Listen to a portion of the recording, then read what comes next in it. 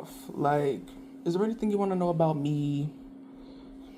I guess just tell me, because we had started kind of talking about like your writing and like how you envision that going. So let's talk about that more.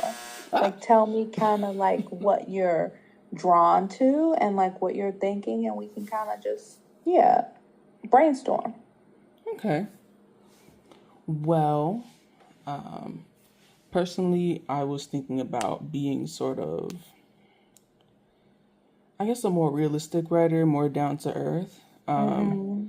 I find I'm actually going away from a lot of the influences that inspired me while writing and growing up, like fantasy, sci fi. It's like now I kind of view those more as an escape than anything else. It's like, how Mm-hmm. about we get back to how I'm feeling in this Mm-hmm. plane, like in this world? Because, like, while these, while sci fi does help, it's beautiful, it's expansive, it's a way to imagine other worlds, but it's like the only world that we have right now is this one. So, Yeah. how has your experience been in the worlds that you're currently inhabiting? Like, right now, I would say my longest running, I guess, narrative would be about my experiences at a PWI because that's where I currently go. Mm-hmm. I started it more as like a way to cope with everything. Mm-hmm.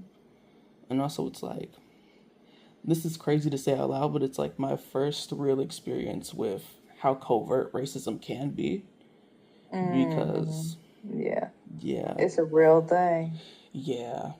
Actually, how's the, if you have experienced it, I hope you have not, but how's the racism been in your side of Oh, I work? mean, it's definitely there. It's definitely Um, there. I mean, even like microaggressions to, I haven't, that like super blatant, like slap you in your face racism. It right. hasn't been like that bad, but like, that the microaggressions are real. They're very real. And I've had instances even recently where it's like being made to feel like, oh, we want you to be a part of this. We want you in the room, but like not at the table. You know Right. what I mean? And it's Yeah. like there's a lot of that happens. There's a lot of just gatekeeping that happens. I've been in rooms where I'm the only person of color, and Yeah. the expectation is for like me to represent all people of color, and it's like, well, Yeah.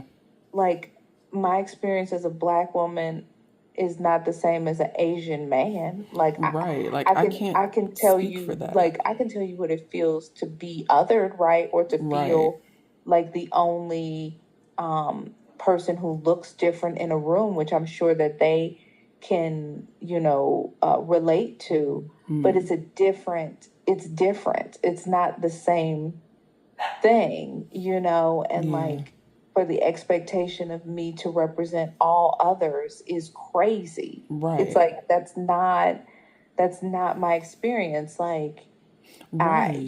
I can't represent, like I can't speak to the experience of being like a Mexican person in our country right now, especially someone who's immigrated here. I didn't immigrate here. My parents didn't immigrate here. Like Right. it just is a different scenario. And I don't think that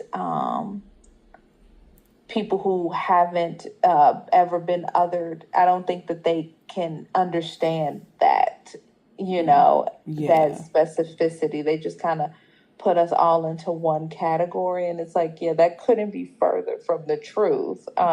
So even that kind of stuff happens. So yeah, I wish I could say it stops, but it doesn't.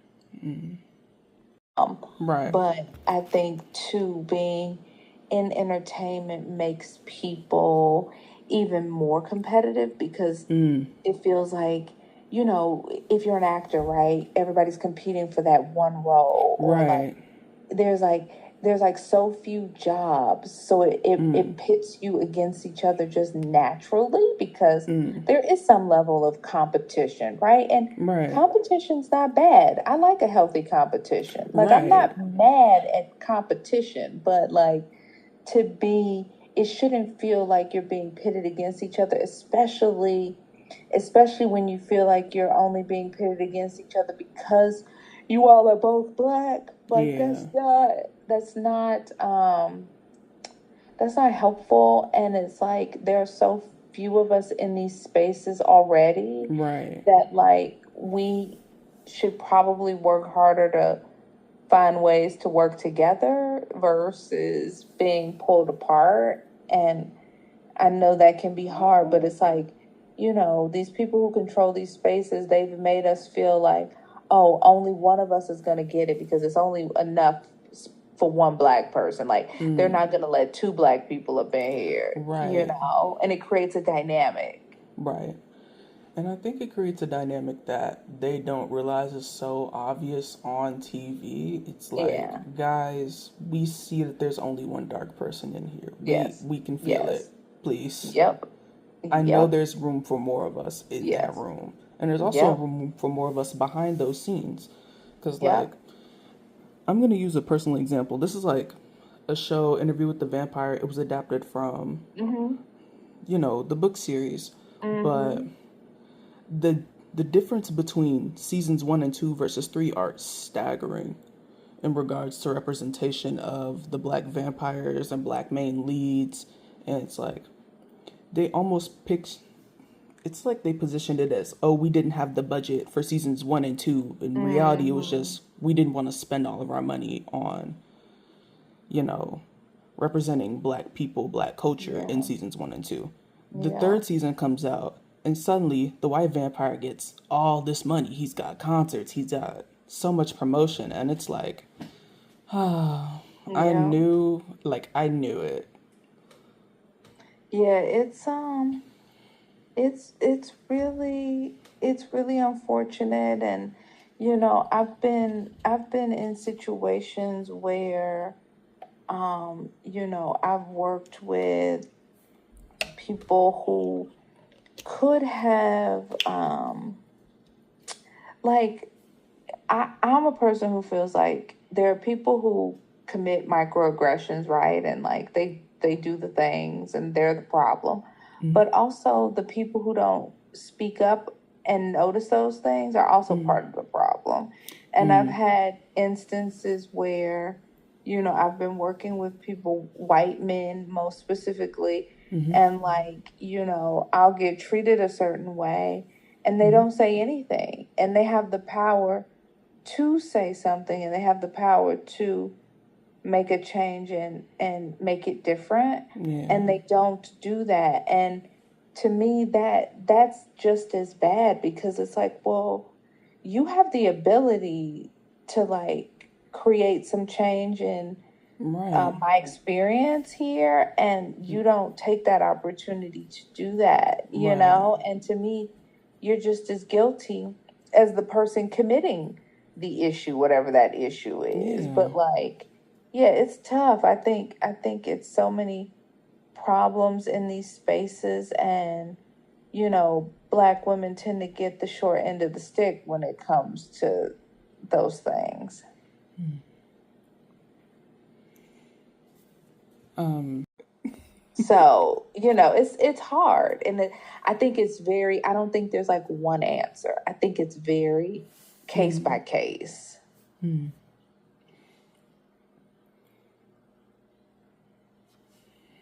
On that note, what would you say the greatest job you took is? I mean, it's definitely working on power, and that's not because of how I've been treated. I mean, I've got notes, and we could talk about that once I don't work on these shows anymore. Oh yeah. But like, it's not about that. But I've grown the most, and I've been able to make the most money that I've ever made, and it's afforded me so many different types of opportunities, right? So like, because I'm growing within that writing staff, it's also allowing me to get these other development opportunities different things that have nothing to do with that universe. So I definitely think it's the greatest job I've taken. But I have notes. I definitely have notes. So What was the best thing you learned in your journey?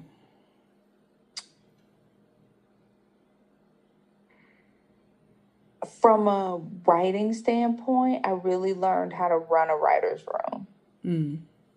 From a personal standpoint, I learned that everybody's not your friend. And that's okay. That's okay. Some people need to just be your coworkers. Yeah. And I think in this industry, it's easy to confuse the two because you spend so much time with each other. You spend more time with each other than you do your own family when you're working. So I think you can easily conflate those things. Like, is this what we're doing? Like, I don't know. This is scary. Yeah. This is really scary. Wait. Okay, so I did get the 10-minute warning. Okay. Maybe we're down to like 8, but I do want to ask now, like, Yeah. how do you think other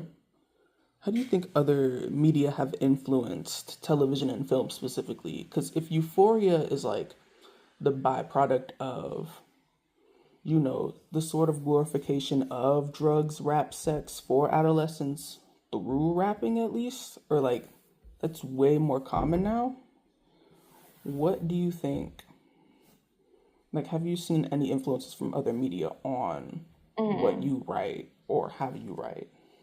I mean, I definitely think that everybody wants to play in everybody's sandbox. Like, I think that like film actors and directors want to do TV now, where I think it used to be the opposite. And I think like people want to be on stage now, and everybody wants a podcast. Everybody talking about nothing, Oh but my everybody God. wants a Not the podcast. podcast. It's like, I'm so Please. over these podcasts. Please. It's like everybody and their mother has a podcast and nobody's talking about anything, Anything. nor is anybody an expert on anything that they're talking about. So I'm just kind oh of my like, God. what? No, Like actually. the only modern podcast that I'm like really into, and it's mostly just because I love her, is like Michelle Obama's podcast with her brother. Like, and I feel like they ask like good questions. Like, I like their podcast because it's like fun but professional. Right. Like, where some of these podcasts is just like listening to friends talk, and I'm like, I could just call my friend. I don't need to like Literally. listen to y'all talk about this. That's what I'm saying. Like, if I Yeah, wanted a it's kind of weird. podcast, I would. It's kind of weird. It is weird. And I think that might have to do with like the death of formality, low key. It is, and I hate it. Like, journalism has died. It's Like, dead. yeah, Yeah. like the importance of journalistic integrity does not exist anymore because of things like the Shade Room and the Everybody Got a Podcast and social media. I hate And the shade like, room so bad. I'm sorry. it's so I'm bad. sorry. And it's just like, where are the checks and where are the balances? What's happening? Where's the separation, actually? Yeah. Like, I feel like the push for authenticity is also like a problem solely because no one knows what authenticity looks like now. Like, everything's so curated to a point Yes, where it's like, everything is curated. who am I looking at right now? Am I looking Right. at you And from look, Monday, and don't get me wrong, I follow the Wednesday? Shade Room. I read their nonsense every day. I read it every day. So I'm part of the problem here. I'm part of the problem. But I also don't go to them for my real news. Like, Yeah. I go to them For about like entertainment. pop culture. Yeah, Right. entertainment, pop culture. But like the moment it's about something real, I'm not really reading their posts because I'm like, I don't know about that. I'm gonna go look at like a news source. Like, I still value news sources, and I do like the rise in independent media and independent journalism for journalists, not people who just claim that they're journalists. Like, I'm here for Don Lemon and his platform. I'm here for Joy Ann Reid. Like, I'm here for it. Like, I'm glad that they've created their own lanes, after being let go from CNN and all that, because now they can tell the truth that they believe in, not what they're being told to believe in for the sake of this news broadcast. Gotcha. So, like, I do appreciate that, but I still want real journalists doing it. Right. I don't want to just be able to pick up a mic and be like, yeah, I'm a journalist now. Yeah, I'm going to report some news to you. It's like, no. People get trained for that. So, I guess I hope we have enough time for like one final question, but like, yeah. what is one thing you wish to bring back to like media now? If Oh, there's that's easy. That's oh easy.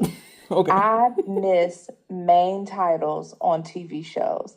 I miss true opening credits. Most shows don't have it anymore. Some do. Some do. Abbott Elementary has one. You look at like Game of Thrones, they do theirs. But a lot of shows now just do a title card. And I miss formal main titles with like an original song. And like, I miss that. And I miss watching TV linearly. I do binge watch some things, but like the binge experience is very different from having to wait every week to watch an episode and to get the answers.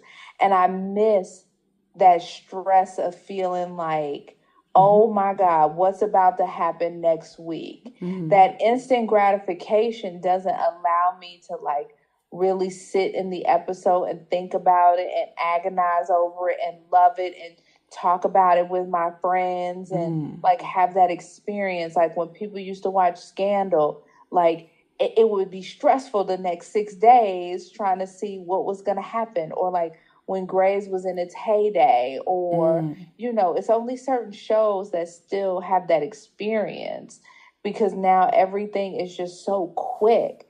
And it's like, I don't retain any of it because it's so fast. Like yesterday, I literally watched all of the new season of Sweet Magnolias. But if you asked me to tell you 10 things that happened, I probably couldn't because I watched it too fast. And it's like, well, like, I don't like that experience. Like, I miss just having to be like, oh my God, that was so good. Like that cliffhanger, and you just don't find that much anymore.